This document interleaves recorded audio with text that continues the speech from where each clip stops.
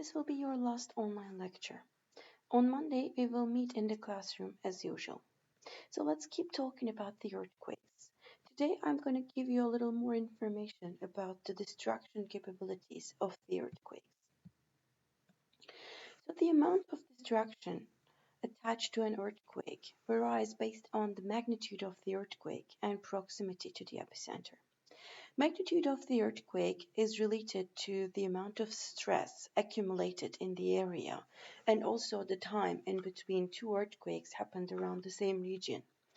Proximity to the epicenter can be both thought about um, the distance to the actual epicenter in horizontal, but also the depth of the earthquake itself, to the hypocenter.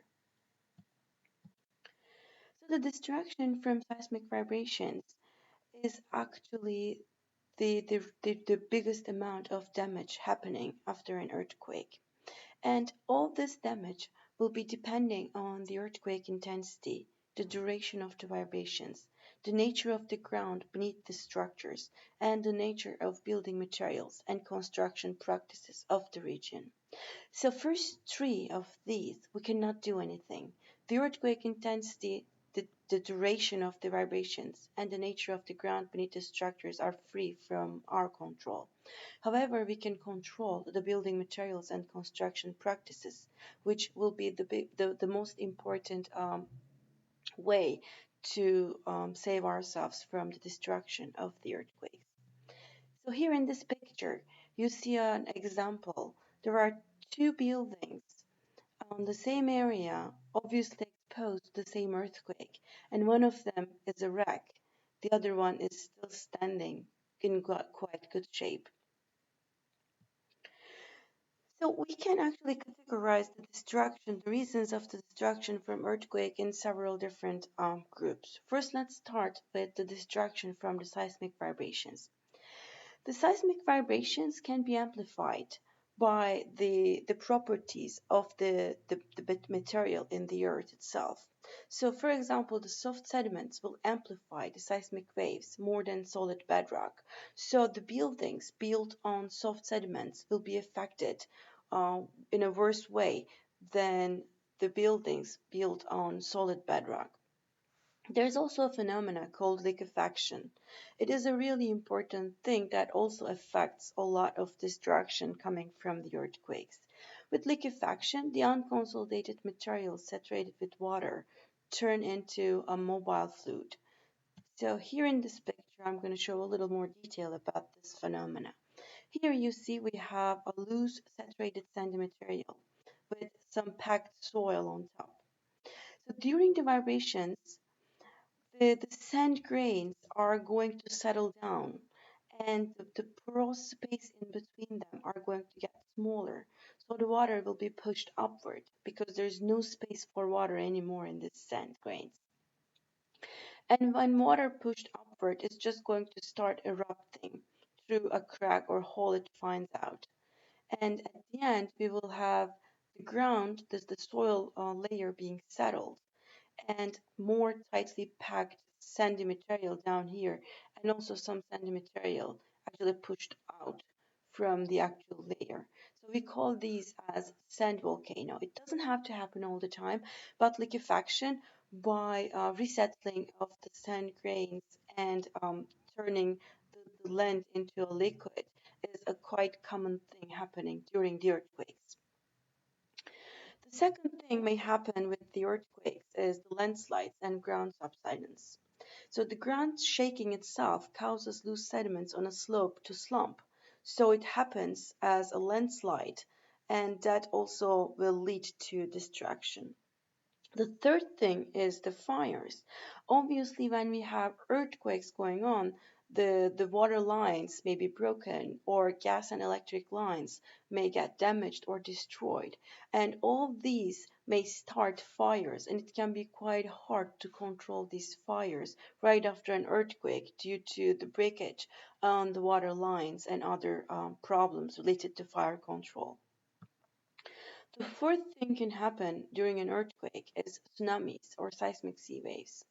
Actually, usually we call it as tidal waves, but it is not very appropriate way to call them because tidal waves are natural. Tsunamis are actually coming from the earthquakes. So how they happen? They actually result from vertical displacement along a fault located on the ocean floor or a large undersea landslide triggered by an earthquake.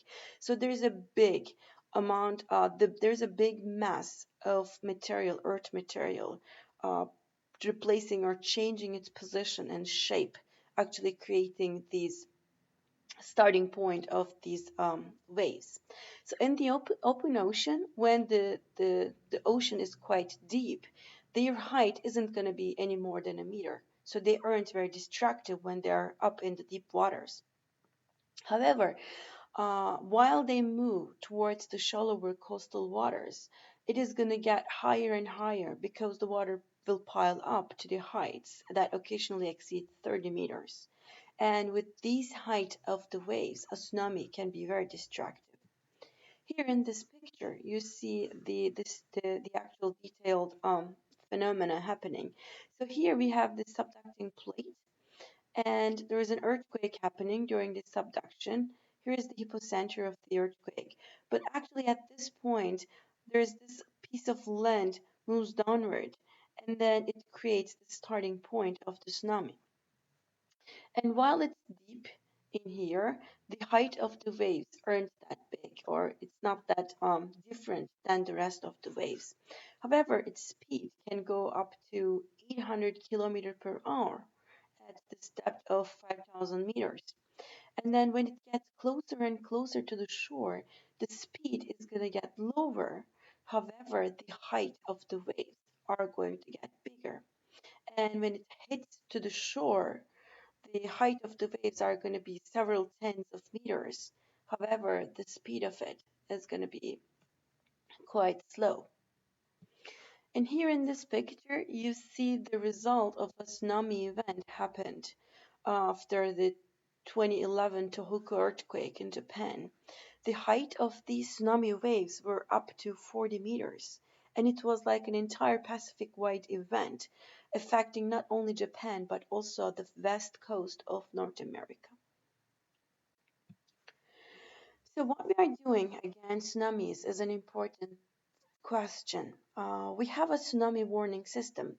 So we have these observation places in Pacific Ocean, and these observations are allowing us to track the tsunamis and issue appropriate warnings to affected areas. These observation points are actually consisted of seismic observatories. They actually can report large earthquakes. And also we use a series of deep water vessels to detect the energy released by the earthquakes in the Pacific Ocean. And we also have tidal gauges to measure the sea level rise and fall around the coasts. Here in this map, you see the travel times of tsunamis from different locations. So, for example, when there is a tsunami occurring around New Guinea, you see it takes 10 hours to reach up here to the middle of the Pacific Ocean. Or when we have an earthquake happening and here South America, it will start hitting North America 5 hours later. And then in time, the areas it hits on North America is going to go towards northern here. You see around 10 hours, it's going to hit to California, for example.